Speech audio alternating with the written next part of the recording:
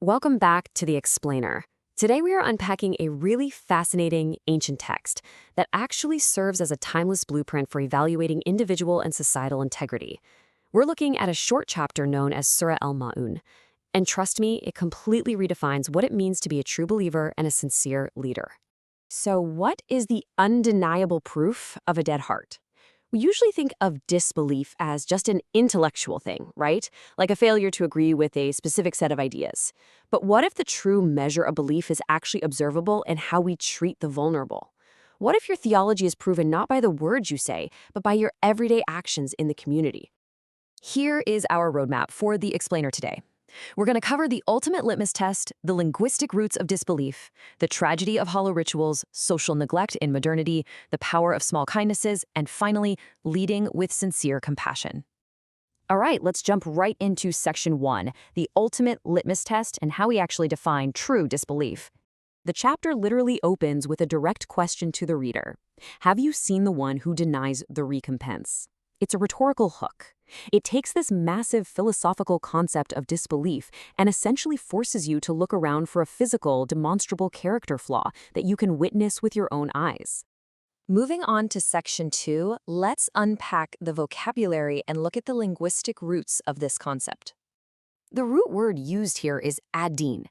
Now, we often translate that generally as religion, but in this specific context, it refers directly to the final judgment. It's a state of ultimate accountability. Think about it. If someone fundamentally believes they will never, ever have to answer for their actions down the line, well, the moral guardrails just disappear entirely. And when you break down the actual Arabic grammar of the text, it paints a vivid, honestly terrifying picture. There's a specific verb used to describe how this person interacts with the orphan, and the linguistic structure highlights a really aggressive, harsh action directed at the most vulnerable member of society. That verb is yadu. And listen, this doesn't just mean a gentle push or awkwardly turning away from someone. It represents a violent, active shove. It's driving someone away with pure cruelty. It implies pushing an orphan away with absolute contempt. The text is telling us that this active physical cruelty is the real-world physical symptom of denying the day of judgment. And it actually gets worse. The text continues, and does not encourage the feeding of the poor. Notice it doesn't just say they don't feed the poor themselves. They don't even encourage others to do it. It's a total lack of social conscience. It's a sin of omission born out of a deep, hardened indifference to the hunger and suffering right in front of them. Okay, section 3, the tragedy of hollow rituals.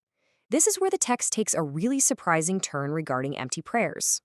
If we trace this historically, we move from the arrogant pagan elite in early Makkah, who completely denied the hereafter, to the emerging hypocrites later in Medina, who actually used religion purely for social status. And honestly, today, this exact same psychological profile maps perfectly onto modern performative leadership. Classical commentaries like Tafseer Ibn Kathir are super clear on this. They confirm that this individual actively oppresses the orphan and refuses to give them their just due. The historical sources are absolutely unanimous on this point. A lack of sincere internal faith inevitably bleeds into the external abuse and exploitation of the weak.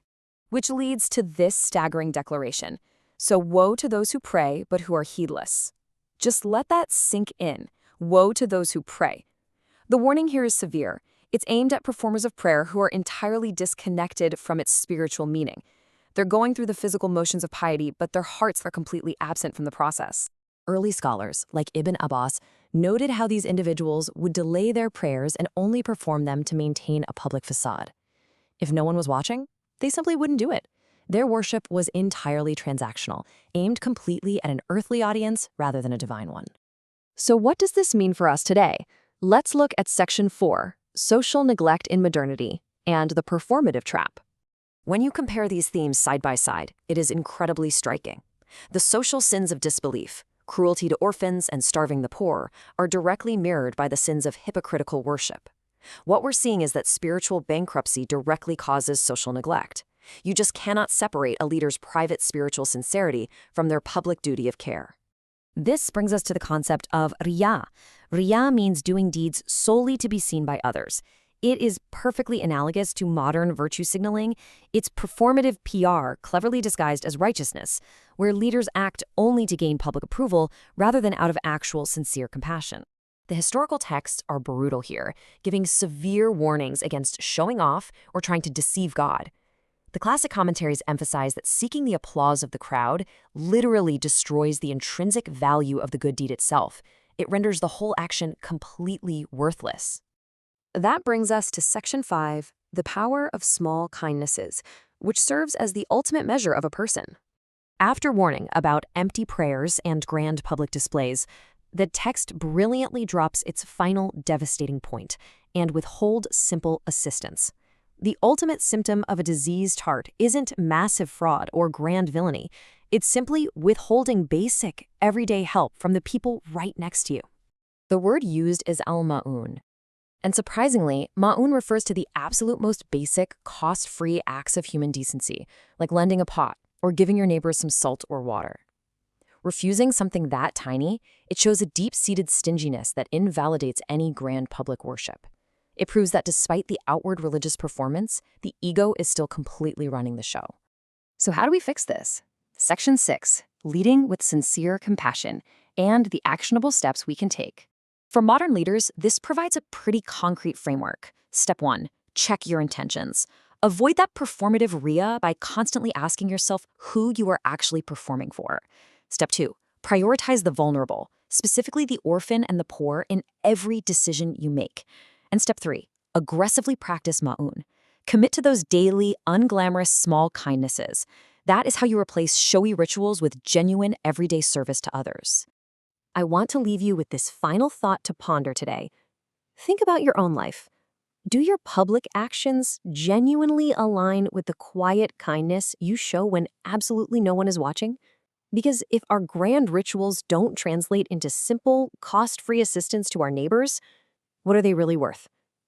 Thank you for exploring this remarkable text with me in today's explainer. Keep asking the hard questions, and I'll catch you next time.